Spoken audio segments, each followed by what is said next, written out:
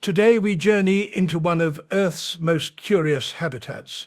Inside the fluorescent lit hangar lives a remarkable species in its early developmental stage as the student aircraft mechanic. Their days begin with a ritual. They arrive carrying great burdens, toolboxes that weigh as much as a small boulder, textbooks written in an ancient runes known as maintenance manuals. As we observe the student using tools in all their glory, note that with all evolving species, some traits once essential for survival begin to fade.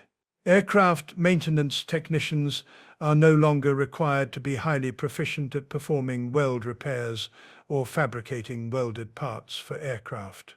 However, there is one flame they must come to recognize in the wild. So listen up, poncho face. TIG welding is the method predominantly used in aircraft fabrication and repair. It is crucial in aircraft maintenance for its precision, control, and ability to create strong, clean, corrosion-resistant welds on high-performance alloys. TIG welding uses a tungsten electrode that does not act as filler rod. The tungsten has to be properly prepared for welding and is often ground to a point for good arch starts. Special tungsten grinders can be used, or by the use of a grinding wheel.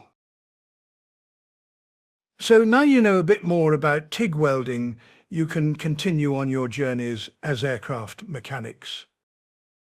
It's not always the most glamorous job, from repairing lavatory equipment to learning how to read the maintenance manual without weeping, but someone has to keep these flying metal birds from becoming extremely expensive lawn ornaments. And so keep studying, keep asking questions, poncho face, and keep your flashlight out of everyone else's eyes.